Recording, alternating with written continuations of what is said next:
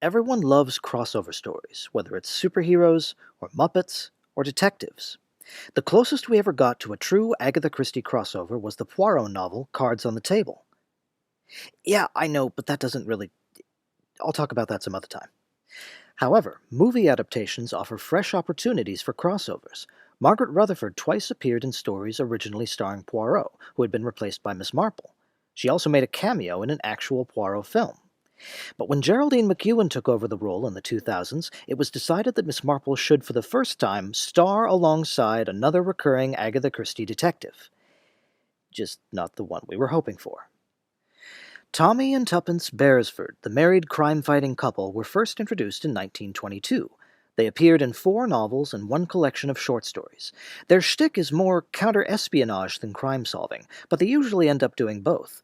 Their banter is similar to that of Nick and Nora Charles, another married detective duo of roughly the same era, but their relationship is much more balanced, with a healthy distribution of respect and true partnership. "Shall I neglect you a little?" suggested Tommy. "Take other women to nightclubs, that sort of thing." "Useless," said Tuppence. "You would only meet me there with other men." Poirot and Miss Marple's exact ages are left ambiguous over the course of their series spanning several decades, but Tommy and Tuppence seem to age in real time. In their first book, they're in their early 20s. In their last, published in 1973, they're much, much older. The story we're going to focus on today is their 4th book, published in 1968, By the Pricking of My Thumbs. By the pricking of my thumbs, something wicked this way comes.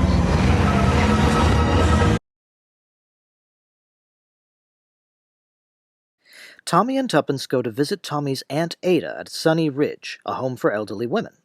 Possible foreshadowing occurs in a comment of Ada's that anyone could enter posing as a doctor, and if an old lady called him out as an impostor or criminal, no one would pay any attention, because most of the ladies are making similar accusations every day. Tuppence meets another resident named Mrs. Lancaster, who seems to mistake Tuppence for someone else when she asks her, "Excuse me. It wasn't your poor child." No, I don't think so. She starts rambling about something, or someone, behind the fireplace, claiming no one believed what she'd told them, but Tuppence leaves before discovering what Mrs. Lancaster is talking about. Aunt Ada dies in her sleep a few weeks later, and when Tommy and Tuppence go back to Sunny Ridge to sort through her possessions, they learn some disturbing things. Another resident and friend of Aunt Ada's, a Mrs. Moody, has also just died, of thrombosis, apparently. Mrs. Lancaster was suddenly removed from Sunny Ridge by the Johnsons, who had been paying for her stay there. Before leaving, Mrs. Lancaster gave to Aunt Ada a painting of a certain house, which Tuppence is sure she's seen before. One unusual thing about this book is that even though there's been a murder, that of Mrs. Moody, we don't learn that her death is murder until much later in the story. Overcome with an instinct of danger that she can't explain, Tuppence tries everything she can think of to locate Mrs. Lancaster, and fails. As Tommy leaves for a trip abroad, Tuppence resolves to find the old lady and save her from whatever the danger might be.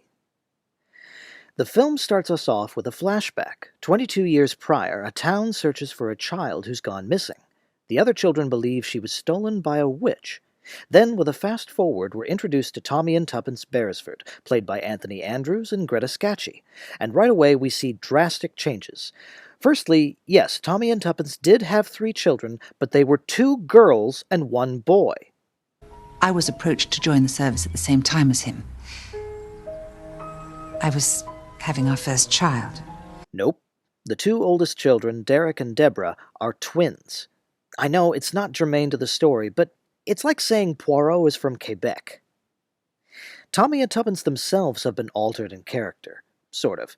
Tommy is a bit crabby in the book, and Tuppence does like to drink, but in the film, these aspects of their personalities have been made proportionally over the top. As a result, Tommy has become a patronizing ass, and Tuppence is an alcoholic. It's jarring for someone familiar with their stories to see Tommy haranguing Tuppence about making him late, whining about having to drive, and then... Do you really want to come in, darling? I could take that. And if she's in one of her moods, you know how she can be. Anyway, they go to visit Aunt Ada, who is as irascible as in the book. You get rid of those cakes! You never had the intelligence for this kind of thing. Tuppence seems to take the comment more personally here, foreshadowing a change in her motivation for investigating the mystery, to prove Ada wrong. As she goes downstairs, we see a familiar face. I was looking for Miss Packard's office. It's on the ground floor. Ah. The quickest way is the back stairs. After Ada dies, instead of her instinct and her thirst for adventure, Tuppence is guided by something a little more concrete. I believe there's a murderer at large. Mrs. Lancaster is not safe. So in this version of the story, Ada is the one who's murdered, not Mrs. Moody. Tommy is already out of the country, so Tuppence begins investigating on her own, and finds someone else already investigating the disappearance of Mrs. Lancaster. I'm Jane Marple. Book Tuppence remembers she saw the house in the painting years ago from a passing train. After hours of driving around and searching, she finally finds it in the middle of nowhere. The house has been divided in two. The front half is unlived in, but in the back half live Alice and Amos Perry. They don't know who owns the front half. They hear a bird trapped in a chimney, so they go into the front half to free it. With the bird comes a doll that has been hidden in the chimney for who knows how long. Creepy. In the nearby village, Tuppence meets several locals, including the vicar, a busybody named Miss Bly, and Miss Copley, who runs a bed and breakfast. She learns a dizzying amount of village history. There used to be a prominent family called the Warrenders, who have since died out. The painting was done by a man with a colorful personality, Boscawen. Both he and Amos Perry were suspects 20 years ago when a slew of child murders struck the town, though Mrs. Copley half suspects the culprit was Sir Philip Stark. Apparently, he was so fond of children, he often stopped them in the street and gave them sweets. Ugh. Also, his wife ran off very suddenly around the same time as the murders and died soon after. Did she discover Philip was the killer and have to be silenced? Tuppence helps the vicar to locate a certain child's grave, that of Lily Waters. Just as she finds it, someone knocks her unconscious. At this point, the story switches to Tommy's perspective as he returns and tries to locate his wife. He takes the picture to an art expert, which eventually, after tedious conversations that waffle on, leads him to the house's location. He also discovers a hidden note left for him by Aunt Ada. By the time he catches up with Tuppence, he's learned two important things. One, that Mrs. Moody was poisoned with an overdose of morphine after she recognized a criminal at Sunny Ridge. And two, that the house in the painting is one of several in various rural towns near London that are being used as storage locations for stolen goods by an organized gang of robbers. Perhaps Tuppence and Mrs. Lancaster got too close to their operation? Together, Tommy and Tuppence begin to make breakthrough discoveries. Someone other than Boscawen added to the painting a boat named Water Lily, perhaps as a message to direct someone to the grave of Lily Waters, where the buried coffin is actually filled with stolen loot. Lily's father had asked the vicar to find her grave, but it turns out it was actually the robber gang, who had lost track of her grave due to local vandalism. The doll hidden in the chimney contains a cache of diamonds, which apparently provides enough evidence to start bringing down the robber gang.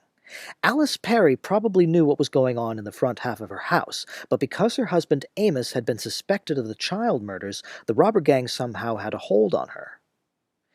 Tuppence comes to the conclusion that Miss Packard, the head of Sunny Ridge, is part of this criminal organization, and everything she'd said about Mrs. Lancaster's departure was a complete lie. But then she remembers a letter she glimpsed earlier, which mentioned a Mrs. York at another home for elderly ladies. Making the connection to the War of the Roses, she realizes the person responsible for Mrs. Lancaster's disappearance is the person to whom the letter belonged, Miss Bly. Miss Bly is also the person who knocked Tuppence unconscious. The question remains, did Miss Bly simply transfer Mrs. Lancaster, or did she also kill her? As the book itself makes clear, this is a very complicated story. The film simplifies things by doing away with the robber gang plot thread. Also, interestingly, many of the book elements that are kept are rearranged such that it's the same story told differently. Tuppence suspects Miss Packard right away, but Miss Marple steers her back on course. It's Miss Marple who brings in an art expert, who identifies parts of the painting not put there by the artist and directs them to the house's location. Except they don't find the house when they reach the village. In fact, they won't find it till the end of the film. I like the relationship that quickly develops between Tuppence and Miss Marple. You haven't got the map the wrong way up again, have you? I ask politely. No. I respond. They also don't meet the Parrys, not directly. They see someone wearing a witch's hat, just as Tuppence first saw her in the book. Hannah, the film's counterpart to Mrs. Copley, says Alice wore the hat in a stage play and liked it so much she always keeps it on now. In the book, Alice is about to be a witch in a play. We'll see a lot of these little variations throughout the film. Instead of multiple child murders, there was only the one child murder, which is somewhat of a relief, that of Lily Waters. Her father, Dr. Waters, still lives in the village with his surviving daughter, Rose. Rose is the center of a love triangle between police constable Ethan and American soldier Chris. Miss Bly is given the first name Nellie. People in the book called her Nellie Bly, but her first name was actually Gertrude. In the film, she's married to the vicar, whose name is Septimus Bly, and is played by Charles Dance. I was intrigued by the fact that the book contains a description that sounds a lot like Charles Dance's character, but it's actually describing Sir Philip Stark. How old was he, she wondered. 70 at least, perhaps older. A worn, ascetic face. Yes, definitely ascetic. Very definitely a tortured face. Those large, dark eyes. The emaciated body. A haunted man. Hannah turns out to be a cousin of Ada's. She says Ada spent time in the village years ago, hinting that Ada recognized the house in the painting, as well as someone she'd met. Tuppence and Miss Marple discover the car that was used to take Mrs. Lancaster from Sunny Ridge. It belongs to Sir Philip Stark, who says it was stolen that night, presumably for fun by some American soldiers. Sir Philip isn't quite as creepy as he's implied to be in the book, but it's established that he's always doted on children. It's said that his own child was stillborn, and its mother died soon after, but leading up to it he spent a fortune in preparation for the child's arrival. Later we'll find out that the house in the painting was a playhouse built by Sir Philip, not a real house. Tommy returns and is predictably unreceptive and querulous when Tuppence tells him what's been going on.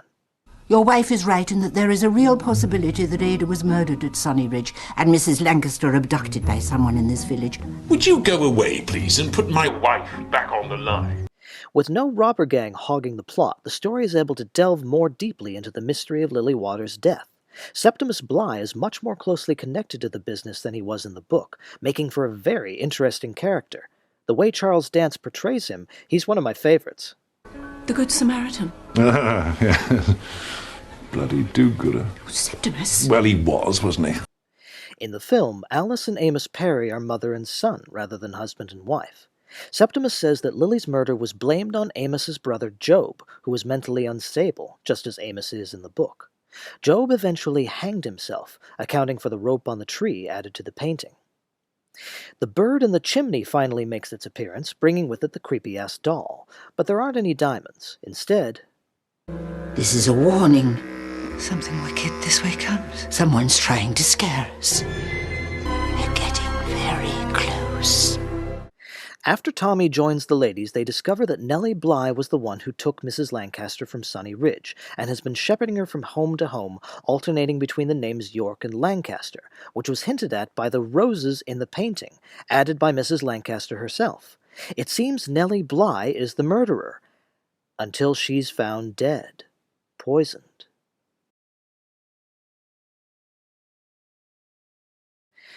In the book, Tuppence goes to interrogate Alice Perry, but who should she find in the house but Mrs. Lancaster? Mrs. Lancaster is staying in the front of the house, but she shows Tuppence a secret passage connecting the two halves, explaining what she meant by the child behind the fireplace. It was she who had abducted the children, brought them to this house, and killed them. The boat added to the painting bore her stage name of Water Lily. As a dancer, she'd had an abortion at the age of 17, but then after her marriage she felt guilty about it and believed she needed to provide her dead child with companions. She also acted as a paid assassin during her tenure as part of the robber gang. Her real name is Julia Stark, wife of Sir Philip Stark. Philip discovered his wife's homicidal mania and did his best to cover it up. He was assisted by Miss Bly, who was devoted to him, which they kept in the film. When Mrs. Lancaster first met Tuppence, she mistook her for the mother of one of the children she'd killed. Mrs. Lancaster tries to murder Tuppence but is thwarted at the last minute, so she commits suicide. Mercifully, the movie's denouement isn't so over the top. Septimus, it turns out, has known the dark truth all along, but could never say anything without incriminating himself for his part in it. Unable to live with his guilt any longer, he confesses, up to a point. Miss Marple helps out with the rest. When she wrote, "Mrs. Lancaster is not safe," what she had meant was not that Mrs. Lancaster was in danger, but that Mrs. Lancaster was the danger. In this version of the story, Julia Stark had a miscarriage, and this, along with her pre-existing mental instability, led to her kidnapping and killing a child. Why did you kill her? Why should my baby die and the common child live? At the end of the film, Tommy and Tuppence seem to be on better terms, though Tommy has shown no signs that he's going to be less of an ass. However, after a short pep talk from Miss Marple, Tuppence at least seems to have more self-confidence. It's hard to tell whether this adaptation is on the loose side or not. All the most important elements from the book are still there. They're just presented differently. It reminds me of the 21st century version of the Sherlock Holmes story, A Study in Scarlet. But loose or not, as an adaptation it works rather well. Not as an adaptation of a Tommy and Tuppence story, because this Tommy and Tuppence are not in any sense book accurate, but with regard to its source material. The book starts out interestingly, but the story gets more vague and convoluted the farther you go, and having the characters comment on how muddled it is doesn't make this more palatable. The film managed to reshape the plot without altering the core arc, and adding Miss Marple didn't detract from it, probably because this time they restricted her to the role of mentor. The protagonist remained who it was meant to be. Personally, I find this a decent, enjoyable film. It may not be the best way to introduce your friends to Tommy and Tuppence, but then again, it won't spoil said introduction. There's also a French adaptation of this book, Mon Petit Doigt m'a dit, which I've yet to try. In fact, I still have to catch up with the other recent Tommy and Tuppence miniseries. This won't be the last time I talk about the Beresfords. See you soon.